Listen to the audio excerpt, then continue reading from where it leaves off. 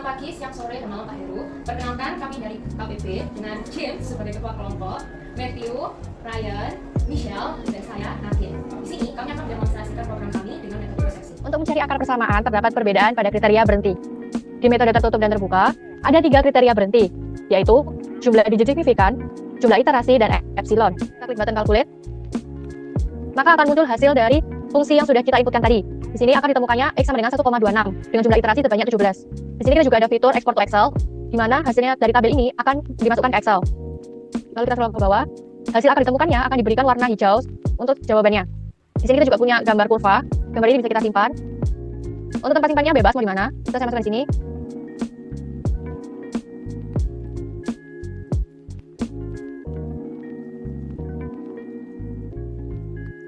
Pertama-tama tentang pola takar folder. Jadi program kami terletakkan pada suatu folder ketika kita menggunakan metode website, dan foldernya ada static templates dan app. Kenapa harus dinamai dengan static templates? Karena secara default flash yang kami gunakan dia akan mencari folder HTML pada templates, dan cara default akan mencari resource yang digunakan pada websitenya itu pakai static gitu. Lalu untuk importnya kita pakai flash, lalu kita pakai render template dan request JSONify dan send file. Template apa? Render template itu yang ini adalah render template. Berikutnya dari request JSONify, yaitu untuk menghandle hasil perhitungan dari sini untuk diantarkan ke dalam format JSON yang di depannya akan ditangkap oleh HTML-nya gitu. Simpai ini untuk mengimport fungsi simbol matematikanya. Matplotlib ini apa? Dia itu untuk bisa menampilkan grafik. Lalu numpy dan pandas ini data manipulation dan numpy untuk perhitungan matematikanya juga.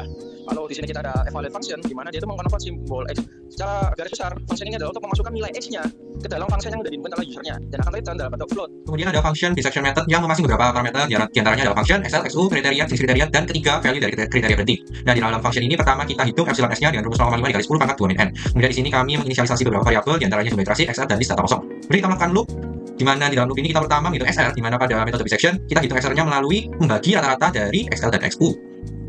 Kemudian kita hitung FXR, FXL, dan FXU dengan memanfaatkan function evaluate function. Kemudian kita melakukan pengecekan. Pada iterasi 1 kita akan set epsilon a-nya adalah strip. Kemudian selain itu kita hitung epsilon a-nya melalui absolute dari XR dikurangi XR pada iterasi sebelumnya dibagi XR pada iterasi tersebut dikali 100%. Nah, kemudian kita tambahkan pada data kita yaitu iterasi XL, XU, FXL, FXU, XR, FXR, absolute dari FXR dan juga epsilon a. Kemudian kita melakukan evaluasi, jika FXL dikali FXR lebih kecil dari 0, maka kita akan set XU-nya adalah XR.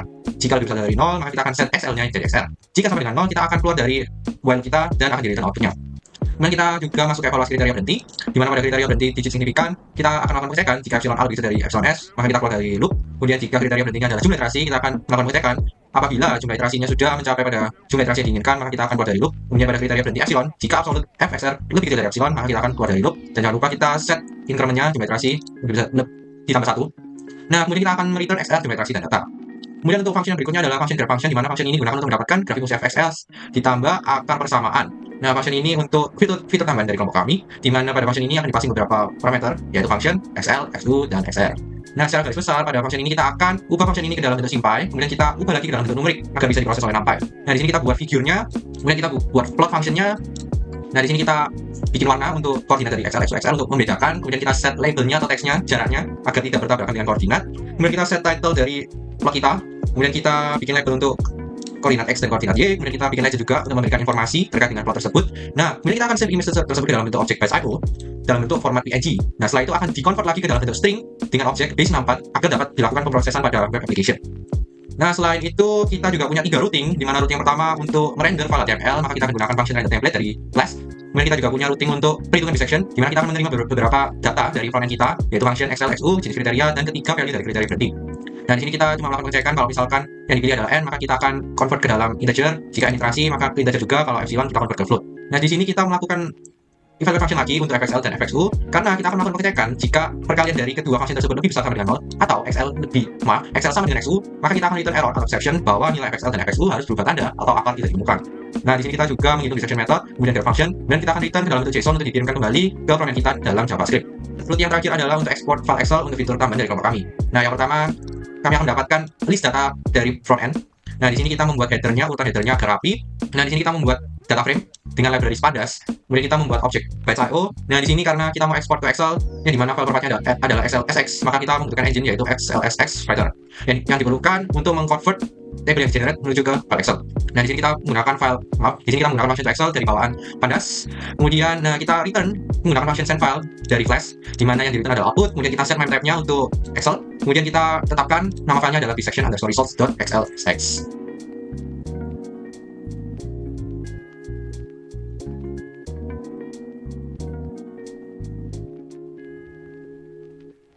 bagian script. Untuk bagian script terdapat function update kita, di mana hal ini memperbarui elemen berdasarkan pilihan kita yang dipilih oleh user. Jadi ketika kita code tadi, jadi ketika kita pindah ke ilustrasi atau epsilon, itu fungsi subscript tersebut. Lalu kita kembali ke code. Juga ada function toggle member, di mana ini yang berfungsi untuk menampilkan data member atau tim kami dari user. Selanjutnya menyiapkan objek kosong namanya section data. Lalu di sini ada function calculate section. Nah, ini tuh mengambil apa yang user inputkan. Function XL dan SU itu salah satu aja dari 0 nanti akan muncul alert, yaitu harus isi semua data yang diperlukan. Tapi apabila XL itu lebih besar dari SU, nanti akan muncul alertnya beda lagi, yaitu batas bawah interval harus lebih kecil dari batas atas interval. Jadi XL itu harus lebih kecil dari SU. Lalu untuk kriteria, kalau misalkan kriterianya n di sini maksudnya adalah ketika kriteria tadi kan combo box ini kan kriteria berhenti. Lalu kriteria sama dengan n itu adalah const payload. Nah, const payload itu objek yang mengandung data-data yang akan dikirim ke user. Di sini fetch calculate itu nanti akan mengirimkan data tersebut di sini nanti akan dikirimkan ke FTPY yang calculate dengan metode push. Lalu ketika nanti udah mengembalikan hasil, maka hasilnya nanti itu akan berbentuk JSON ini. Lalu akan disimpan di objek yang tadi, objek kosong tadi, yaitu section data. Nah, nanti akan dimasukkan ada kesalahan, maka nanti akan lanjut ke proses else sini. Jadi nanti else ini itu untuk menampilkan hasilnya. Hasilnya adalah result HTML. Jadi nanti akan muncul juga tabel sini iterasi XL, SU, FP sampai epsilon yang persen. Lalu untuk isi data-datanya nanti akan di-looping dan akan muncul seperti ini ya, kiri tabel. Lalu nanti akan muncul grafik hitungan dalam bentuk gambar bis 60. Kalau ada data, nanti dia akan mengirim ke server yang langsung terhubung ke FTPY yang bagian ekspor ini. Dia akan langsung kirim di sini. Lalu nanti akan menerima respon dari FTPY. Nah, setelah menerima respon maka hasilnya nanti akan berupa upload. Ini nanti akan muncul, nah nanti bisa di-download. Maka akan terdownload dengan namanya tadi dari section results.xlss.